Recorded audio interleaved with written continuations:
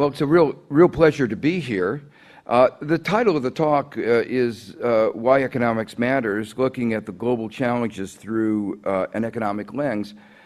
In the last 25, 30 years, economists have become the new imperialists. They've tried to explain everything from how long people spend brushing their teeth, to suicides, to everything, through an economic lens. And what I want to do this afternoon is to look at a few of the major global problems through that lens. Maybe I should spend just a minute talking about my own background. I grew up in Gary, Indiana, which is an industrial town at the southern tip of Lake Michigan in the center of the United States.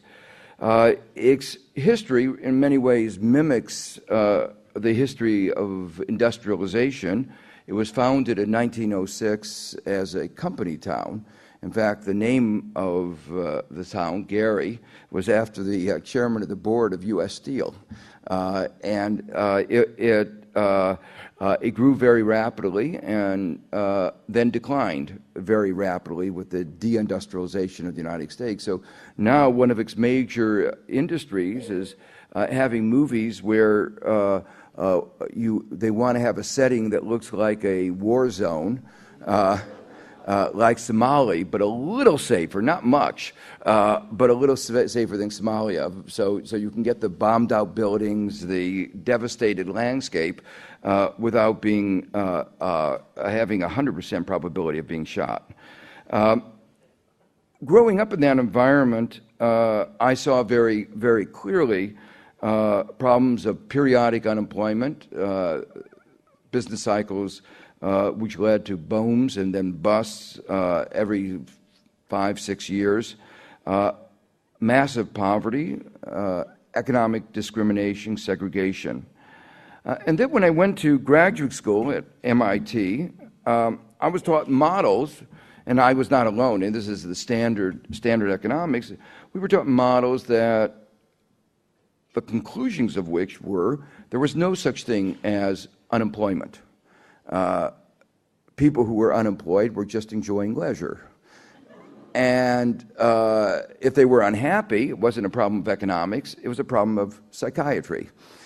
So they should have been happy, and they weren't, but that's not an economist problem. The models that we were taught said that there was no such thing as discrimination, that if there was inequality, it was inequality that reflected differences in productivity and contributions to society. Well, having grown up in that background, it seemed to be pretty clear that those conclusions were in some way wrong, and the question was how to explain it. What were the assumptions that went into those models that led them to conclusions that were so far off the mark? Well, what I want to, the answer that I came to is what was referred to by Bruce, the economics of information, that in fact those models had assumed that information was perfect, when of course we know that it is very imperfect.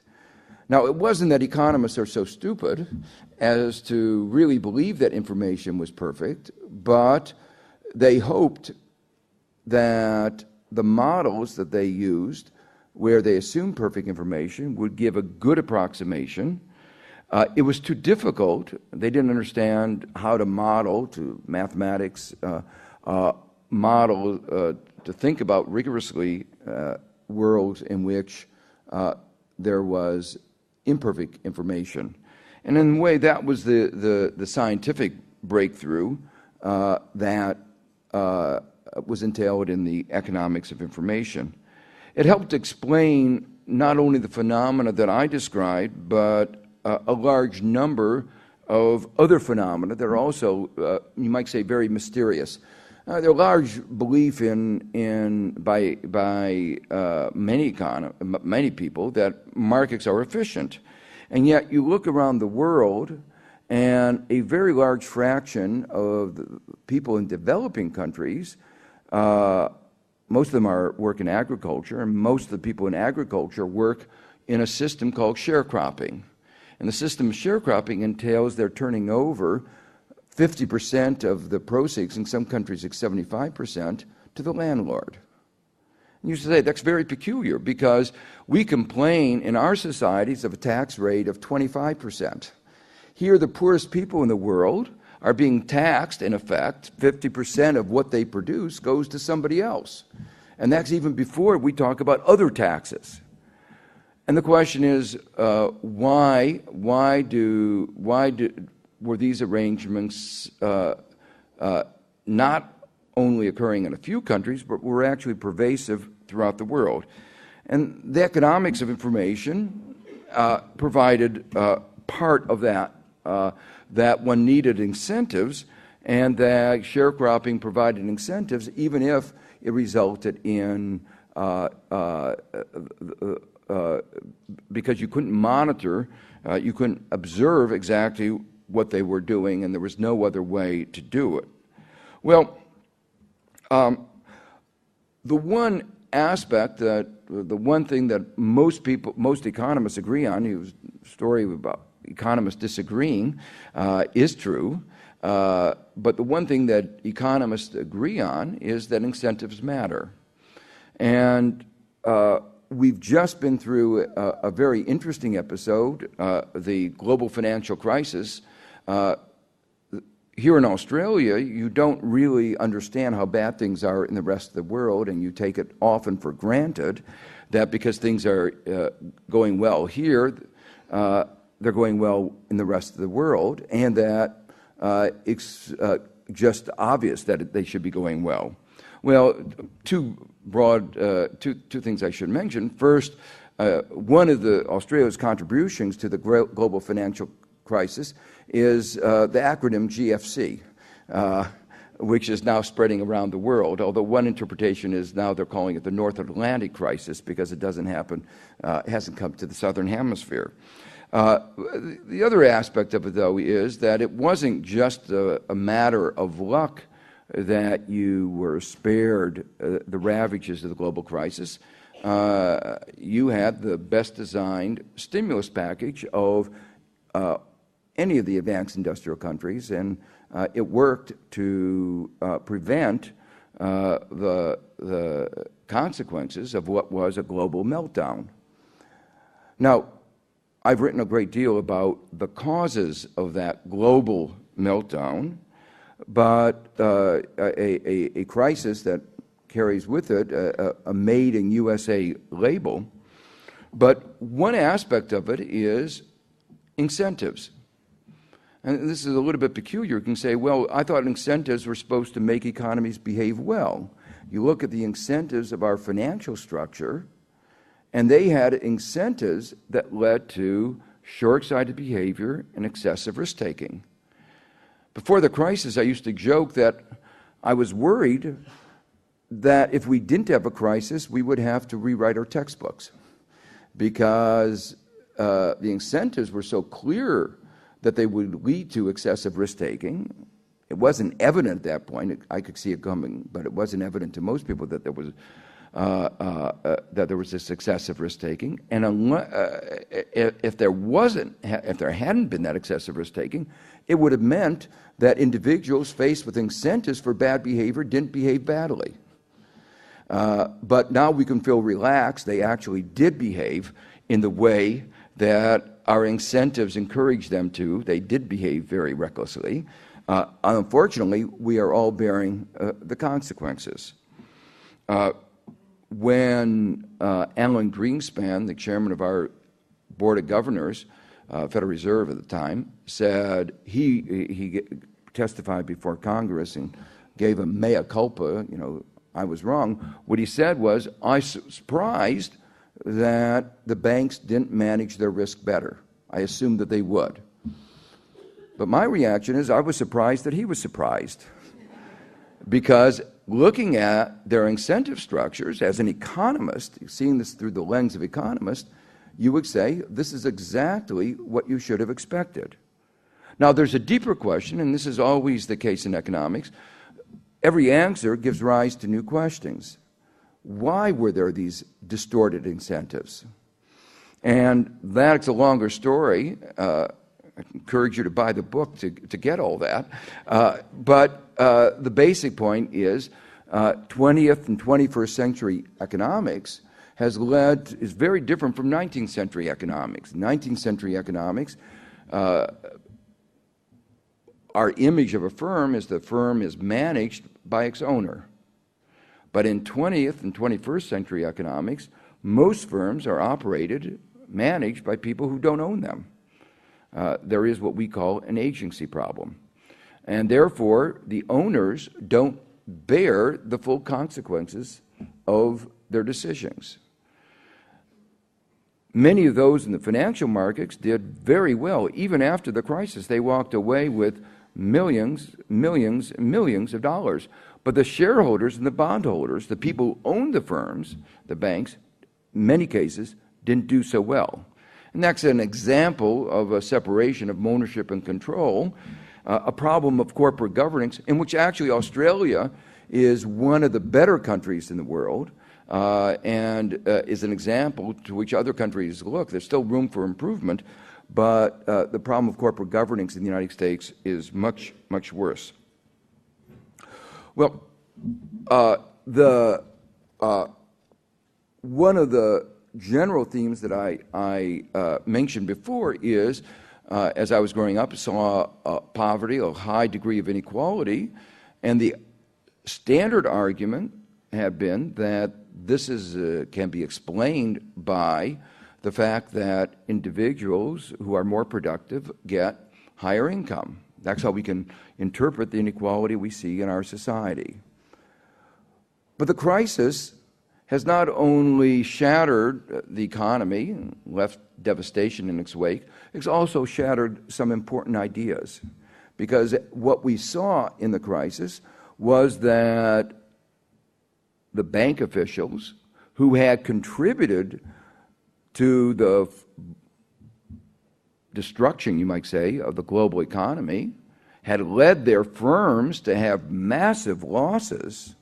In 2 years, the losses were greater than the profits they made in 2003, 4, 5, 6, and 7, were rewarded with massive bonuses. There was no relationship between their contributions and their compensation. A few firms said were embarrassed by this. After all, they had called this incentive pay. They were embarrassed, and they said, well, okay, we won't call it incentive pay because we can't see any basis of bonuses. We'll call it retention pay. But of course, that led to similar questions. Why do you want to retain an employee who has just led you to massive losses?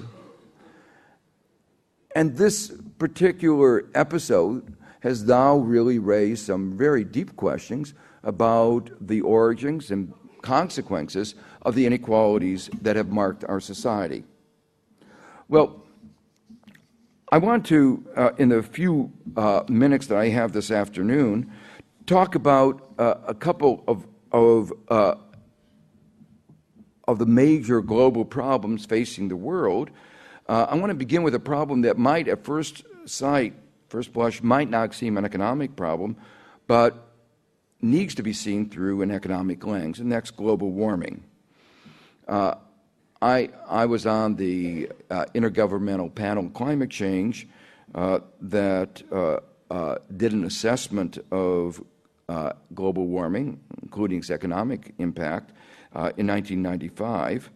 Our report was, I think, on target, and evidence that since then has really bolstered most of the findings that we had. The only mistake that we made was we underestimated this pace with which global warming would occur. Tell a little story about this. I was at a meeting in Davos, which is where a lot of the muckety-mucks get together from around the world, and there was a session on global warming, oil companies, and the data were just then coming in about how fast the Arctic Ocean was melting, and that the Arctic Ocean was melting at a pace that, in fact, it would be a sea within 70 years. And one of the oil company guys got up and said, this is really good news because we can now drill for oil much more cheaply under the Arctic Ocean than we had before. You have to look at the bright side of things. The fact, and then somebody reminded him that the United States still has not signed the law of the sea, so there might be a little war over whose oil this is going to be. Well, this is obviously an environmental issue, but it has very large economic consequences. It has very large economic consequences for all countries in the world, but it has especially large economic consequences for those countries lying in the tropic zones. It has large consequences for a country like Australia, which is the continent with the least rainfall. It has the Great Barrier Reef, with just a 2-degree change in temperature, is likely to disappear, or at least to lose its distinctive attributes. And so it will also have a likely very big impact, economic consequence directly on Australia. I mentioned before that the one idea that economists share is that incentives matter. And the problem is that there is no incentive at the current time not to pollute, not to have carbon emissions. And if people don't have any incentives, they don't have any reason not to do it. Economists try to think about the price system as a way of both providing information and providing incentives. When something is expensive, it tells you two things. One, that it is scarce, and two, that if you use it, you have to pay a lot of money for it. Okay? And that gives you an incentive not to waste that. Okay? Well, in environmental assets, like ozone, like the ozone-destroying gases, carbon dioxide, gases that contribute to global warming, the current economic system provides no incentives. In fact, since the price associated with these things is zero, it says that these are not scarce. And so the irony is that some of the things that are the most scarce resources, air, clean air, water, are treated as if they were free. And people respond to that information, this wrong information, by not economizing, not treating it as if it was scarce. The global financial crisis was in part a result of a failure of our price system to work. We mispriced risk. People took too much risk. We mispriced housing. We said housing was more valuable. We had a bubble in housing.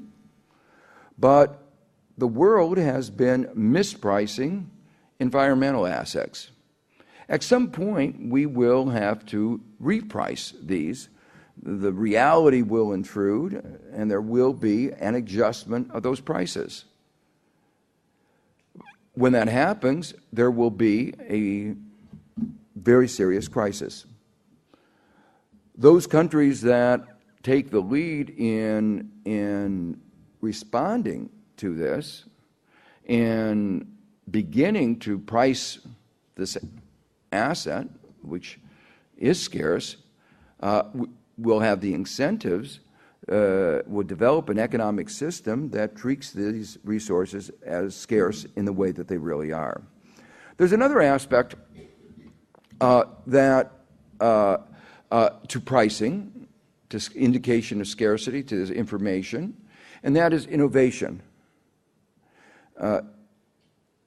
we all think innovation is a good thing, but innovation, just like everything else, responds to economic incentives. Well, the banks did a lot of innovation, but their economic incentives were to maximize their returns, not to pursue the interest of the broader society. Their innovations were mostly directed to getting around regulations, avoiding taxes, deceptive accounting, to the point that Paul Volcker, the former chairman of the Federal Reserve Board, said he couldn't think of a single innovation in the financial sector that had improved the productivity of the American economy other than the ATM machine. But he was wrong, because the ATM machine was actually a UK innovation. Well, for the last 100, 200 years, there's been a lot of innovation. The factor that was scarce in the world was labor. That's what was being priced. But there were no prices on environmental assets, environmental resources. And the result of that was we were very successful in saving labor, to the point that in some parts of the world, there's massive unemployment. We were too successful in saving labor. But we weren't very good in reducing the impact that we have on the environment. That's actually good news in a way, because it means that if we start to provide the incentives through charging, through in one way or another reflecting the scarcity of natural resources and the environment, we have an open door. We have lots of opportunities for becoming more efficient. Because we've been so profligate, there are lots of opportunities for saving the natural resources. But it won't happen unless we provide the appropriate economic incentives. Now, there are some people, as I've gone around Australia, I've heard this view. I got an email this morning on this issue. Somebody said the only way to solve the environmental problem is no growth. The email this morning said it's not just no growth. People ought to stop having children. One-child policy is too liberal. Well, I think that's not right. The fact is that we have, with the benefits of innovation, the possibility of continuing to grow, but we have to grow in a way that's consistent with the environment and using our resources more efficiently. One of the reasons that growth is going to be necessary is the second problem I want to talk about very briefly this afternoon, and that's global poverty. It's all very well for people in rich countries to say, oh, we have all the goods that we need. There are still almost 1 billion people living on less than $1.25 a day. 2 billion people living on just twice that amount. And I don't know whether you can imagine what life is like on $1.25 a day, but it's not very nice. And these are people living at the margin of subsistence. The only way that we're going to be able to move them out of that poverty, provide them with health and so forth, is by some kind of growth.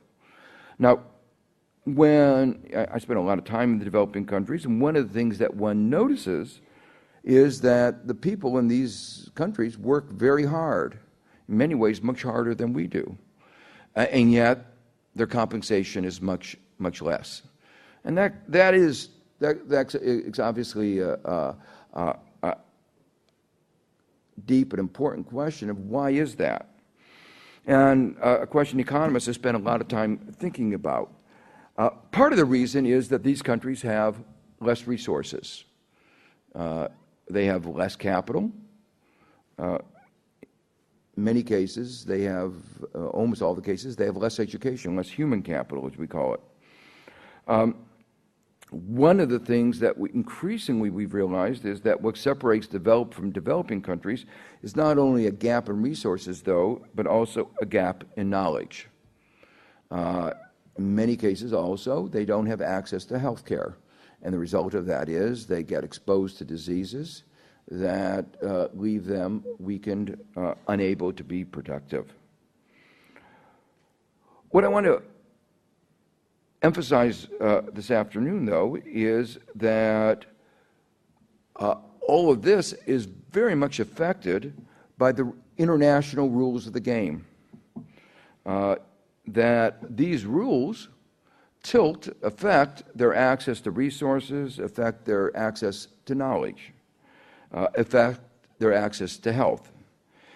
And unfortunately, the way that many of the international rules have been shaped over the last decades has been such as to impede their moving out of that poverty. 175 years ago, the GDP of China and India together represented about 45% of global GDP. And then unfair trade agreements, colonialism,